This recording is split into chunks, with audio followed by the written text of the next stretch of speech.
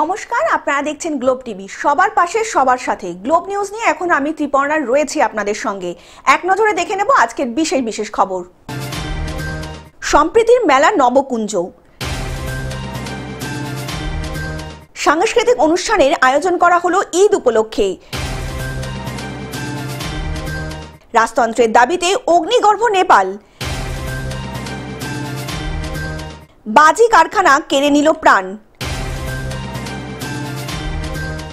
তালা ভেঙে বাড়িতে চুরি, এসবিআই ব্যাংকে আগুন, জীবিত উদ্ধার তরুণী।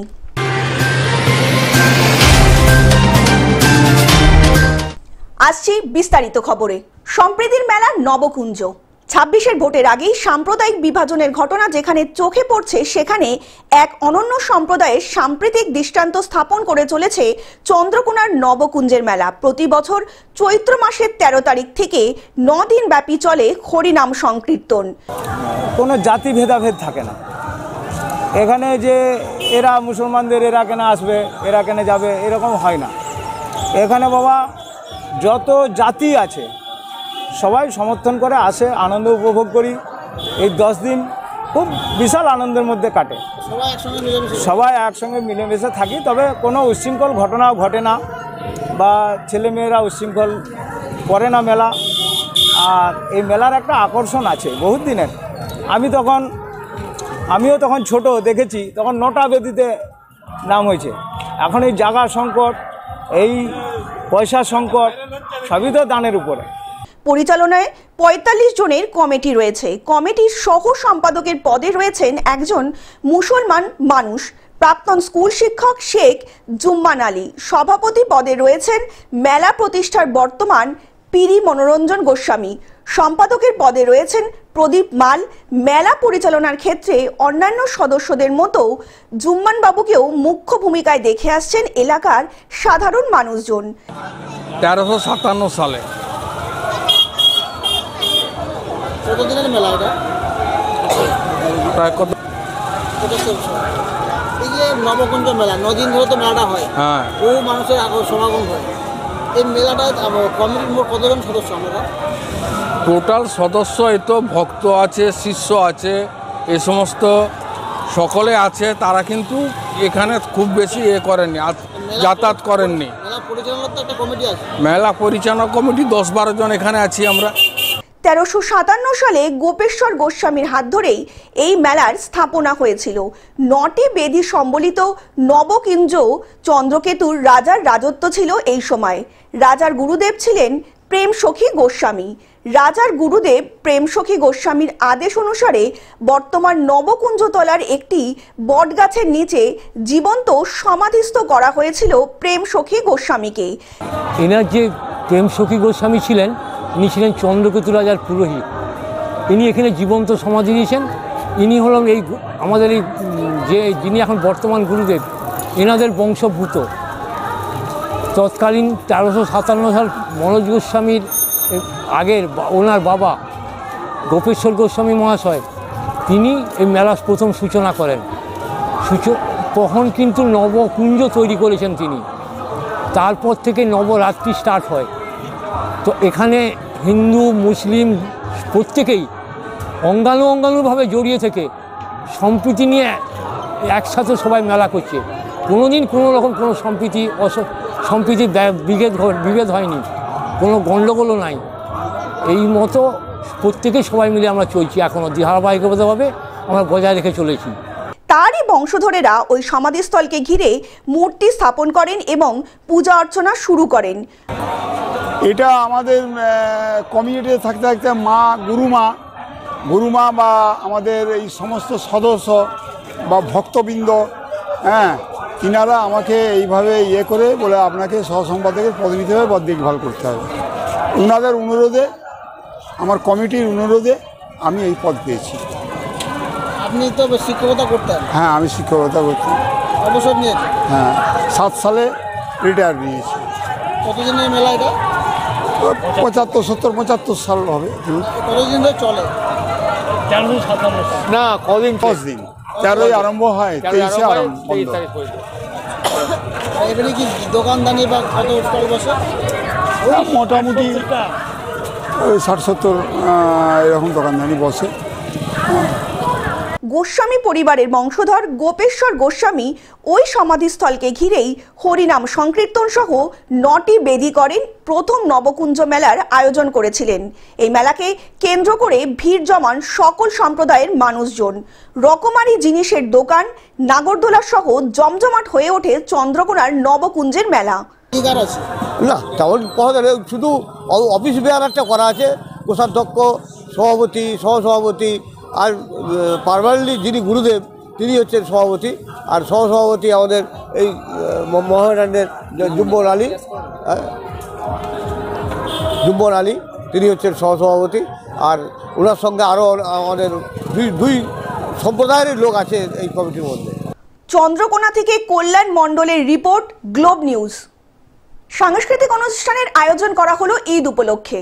সোমবার ঈদ উপলক্ষে পূর্ব বর্ধমান জেলার দাইহাটের ডাঙ্গাপাড়া ও গড়পাড়ার বাসিন্দারা সাংস্কৃতিক ক্রীড়া, বসে আঁকো, কবিতা অনুষ্ঠানের আয়োজন করেন। ব্লাড ডোনার অ্যাসোসিয়েশনের সহযোগিতায় রক্তদান শিবিরও অনুষ্ঠিত হলো। রক্তদান শিবিরে 29 জন রক্তদাতা রক্ত দান করেন। রক্তদান শিবিরের আয়োজন করা হয়েছে, পাশাপাশি সাংস্কৃতিক অনুষ্ঠান ছিল, বসে আঁকো প্রতিযোগিতা, আবৃত্তি প্রতিযোগিতা, নৃত্য প্রতিযোগিতা। আজকের এই বিশেষ দিনে এই যে মহতি একটা উদ্যোগ গ্রহণ করেছে মানুষের জীবন রক্ষার্থে, মানবতার কাজকে তারা এগিয়ে নিয়ে যাওয়ার জন্য ডাঙ্গাপাড়া ও গড়পাড়া যে যুবকবৃন্দর যে উদ্যোগ, সেই উদ্যোগকে আমরা আন্তরিকভাবে অভিনন্দন এবং কুর্নিশ জানাই। সকল রক্তদাতাদের হাতে সার্টিফিকেট তুলে দেওয়া হয়। রক্ত সংগ্রহ করে কাটোয়া মহকুমা হাসপাতালে হেমরাজ ব্লাড সেন্টার। 2 দিন ধরে বিভিন্ন সাংস্কৃতিক অনুষ্ঠান হবে বলে জানালেন উদ্যোক্তারা। আমরা প্রত্যেকবার ঈদ উপলক্ষে বিগত 12 বছর ধরে বাৎসরিক সাংস্কৃতিক প্রতিযোগিতা করছি। আজকে আমরা রক্তদান শিবিরের মধ্যে দিয়ে শুরু করলাম। এর আগে বসে আঁকা প্রতিযোগিতা এবং আবৃত্তি হয়ে গেছে, এখনো 2 দিন ধরে সাংস্কৃতিক অনুষ্ঠান চলবে। দাইহাট থেকে রাহুল রায়ের রিপোর্ট, গ্লোব নিউজ। রাজতন্ত্রের দাবিতে অগ্নিগর্ভ নেপাল। হিমালয়ের কোলে অবস্থিত একমাত্র হিন্দু রাষ্ট্র এবং রাজতন্ত্রের দাবিতে অগ্নিগর্ভ নেপাল।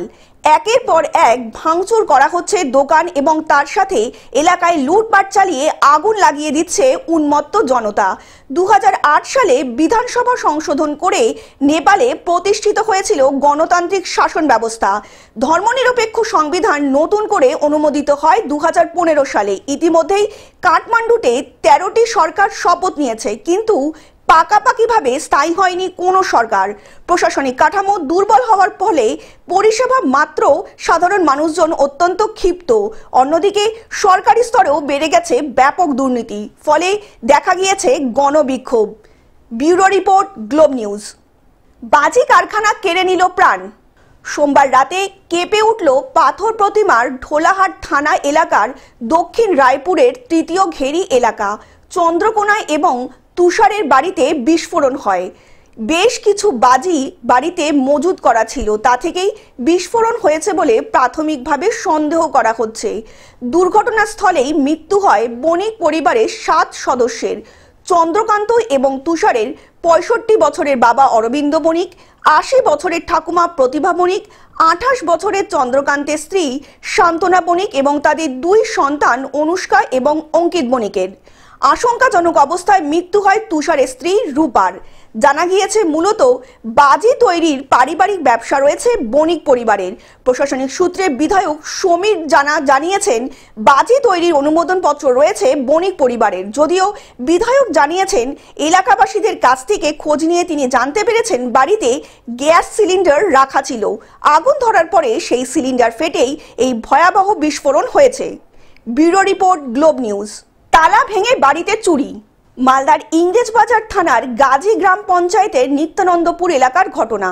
বাবুল ঘোষের বাড়িতে সোমবার রাতে আলমারির লকার ভেঙে সোনা এবং নগদ টাকা নিয়ে চম্পট দেয় দুষ্কৃতীরা। পরিবারের সদস্যরা জানান তারা ঘুমিয়েছিলেন নিচের তলায়, বাড়ির দোতলা ফাঁকা ছিল। সেই সুযোগে কোনোভাবে ছাদের দরজা ভেঙে কয়েকজন দুষ্কৃতী বাড়ির মধ্যে ঢুকে ঘন্টা খানেক ধরে তাণ্ডব চালায় এবং সোনার টাকা নগদ নিয়ে পালিয়ে যায়। হয়েছিল কি, আমরা রাত্রে নিচের ঘরে ঘুমিয়েছিলাম, উপরের ঘরটা খোলা ছিল, গেট বন্ধ ছিল, ভেঙে সবকিছু চুরি করে নিয়ে গেছে। কি কি চুরি করেছে? চুরি করেছে আমার বর মালা ছিল, তারপরে আমার বিয়ের আংটি ছিল, চেন ছিল, আমার ছেলের বিছা ছিল কোমরের, তারপরে গলার দুটো সোনার গোল্ডের মালা ছিল, তারপরে পলার আংটি ছিল 4-5টা, তারপরে চাঁদির রকেট, সোনার রকেট, আর গলার চাঁদির চেন, সোনার চেন। টাকা ছিল প্রায় 3-4 হাজার টাকা ছিল, বেশি টাকা ছিল না। ডাক্তার দেখানোর জন্য রেখেছিলাম টাকাটা। পুলিশ এসেছিল? পুলিশ এসেছিল, এসে স্যার তদন্ত করে গেল, দিয়ে বললো যে এখন তুমি থানাতে আসো, থানাতে ডায়েরি করো, দিয়ে দেখছি কেসটা কি। সকালে খবর দেওয়া হয় ইংরেজবাজার থানার পুলিশে। পুরো ঘটনার তদন্ত শুরু করেছে ইংরেজবাজার থানার পুলিশ। দাদার বাড়ি, আমরা সবাই পাশে ঘুমাই ওই ঘরে। এবার ওটাই যে কিভাবে যে চুরিটা হয়ে গেল, মানে কোথায় দিয়ে যে চোর উঠলো, কোথায় দিয়ে যে চুরি করলো, এত জিনিস সব সোনাই সব ছিল, শাড়ি টাড়ি পিতলের জিনিস কিছু যত ছিল সব সোনাই নিয়ে গেছে, সোনা চাঁদি সব নিয়ে গেছে। কি মনে করছেন এখন হঠাৎ করে এই জনবসতি এলাকায় চুরি হয়ে গেল, ঘন জায়গায়? কিন্তু 2 বছর আগে কিছুদিন ওই বাগান পাড়াতে হয়েছিল, তো মোবাইল টোবাইল যত ছিল সব নিয়ে গেছিল, কিন্তু আমরা জীবনে ভাবতে পারি যে আমাদের বাড়িতে এরকম ঘটনাটা ঘটবে। মালদা থেকে অভিষেক দাসের রিপোর্ট, গ্লোব নিউজ। সিবিআই ব্যাংকে আগুন। সোমবার হুগলির খানাকুলের জগৎপুরের সিবিআই ব্যাংকে আগুন লাগার ঘটনা সামনে আসে। প্রাথমিক সূত্রে অনুযায়ী ব্রাঞ্চে থাকা এসি ব্লাস্ট হবার কারণেই আগুন লেগেছে। এখানে দেখলাম হঠাৎ করে এসি থেকে আগুন লেগে গেছিল, তারপর গিয়ে দেখলাম ঢুকতে পারা যাচ্ছিল, দেখলাম জ্বলছে ভেতরে কিছুটা, তারপরে আরো সব গেলাম, গিয়ে পাশের দোকানদারে ওরা সব জল দিয়ে নেওয়ালো জিনিসটা, তারপর দেখলো প্রচুর ধোঁয়া, আর একজন এসে ঢুকলো ভেতরে, তারপরে সব জানলা ফাল্লা সব খুললো। ব্যাংক কর্তৃপক্ষ কি কারা খবর দিল? হ্যাঁ, ওর ব্যাংকেরই একজন নিরঞ্জন বলে একজন এসেছিল, ও এলো যে এরকম হয়ে গেছে, ডাকতে এসেছিল, তারপর আমরা সব গেলাম। অগ্নিকাণ্ডের ঘটনার খবর পেয়ে ঘটনাস্থলে পৌঁছায় খানাকুল থানার ওসি মুন্সি হামিদুর রহমান এবং police team. Bank manager Suman Dey জানিয়েছেন, কাগজ, নথিপত্র, টাকা সবকিছুই অক্ষত রয়েছে। এসে দেখলাম এখানটায় আগুন লেগে গেছে, এই এসি এখানে ছিল একটা, ওখানটা দাউ দাউ করে জ্বলছে, দরজাটা খোলা হয়েছিল জাস্ট, আর ভেতরটা পুরো ধোঁয়ায় ভরে গেছে। আর এটা কোন ব্রাঞ্চ? এটা স্টেট ব্যাংক জগৎপুর। কালকে যখন এখান থেকে গেছিলেন তখন কি দেখে গেছেন? কালকে ছুটি ছিল, তার আগের দিন অফিস ছিল, তখন তো নর্মালি ছিল, কিছু ছিল না। তো এই ঘটনাটা কতক্ষণ আগে হয়েছে বলে মনে হয়? সঙ্গে সঙ্গেই হয়েছে। এটা কি শর্ট সার্কিট থেকে হয়েছে বলে মনে হচ্ছে? সেটা বলতে পারবো না এখন কী হয়েছে না হয়েছে। পুলিশ এসেছিল? হ্যাঁ, এসেছিল। কোন থানা থেকে? খানাকুল 2।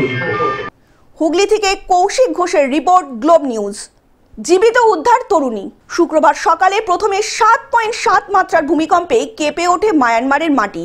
মায়ানমারের ভূমিকম্পের ধসে গিয়েছে বাড়ি, ভেঙে পড়েছে বহু ভবন, রাস্তা, সেতু। এখনো পর্যন্ত মৃত্যু হয়েছে অন্তত 1700 জনের, আহত হয়েছেন প্রায় 3500 মানুষ। ভূমিকম্পে ধসে পড়েছিল মান্দার শহরের গ্রেট ওয়াল হোটেল। এবার ভূমিকম্পের 3 দিন পর বসে পড়া হোটেলের ধ্বংসাবশেষ থেকে জীবিত অবস্থায় উদ্ধার করা হলো এক তরুণীকে। এই ঘটনায় আশার আলো দেখছেন মায়ানমারবাসী। নতুন উৎসাহ শুরু হয়েছে উদ্ধার কার্যে। মায়ানমারের চীনা দূতাবাস জানিয়েছে, প্রাণের স্পন্দন টের পেয়েছিলেন উদ্ধারকারীরা। 5 ঘন্টার উদ্ধার অভিযানের পর শেষে সোমবার সকালে কোনো মতে টেনে বার করা হয় ওই তরুণীকে। হাসপাতালে নিয়ে যাওয়া হয় ওই আহত তরুণীকে। তার অবস্থা আপাতত স্থিতিশীল। উদ্ধারকারীরা মনে করছেন ধ্বংসস্তূপের নিচে আরও অনেক মানুষ জীবিত থাকতে পারেন। Bureau report, Globe news. Television ছাড়াও গ্লোব নিউজ এখন সমস্ত সমাজ মাধ্যমে উপলব্ধ। বিস্তারিত জানতে ফোন করুন আমাদের টোল ফ্রি নাম্বার 1800891974 অথবা লগ ইন করতে পারেন আমাদের ওয়েবসাইট www.globetv.in এ। গ্লোব নিউজ এখন এ পর্যন্তই। দেখতে থাকুন গ্লোব টিভি, সবার পাশে সবার সাথে। নমস্কার।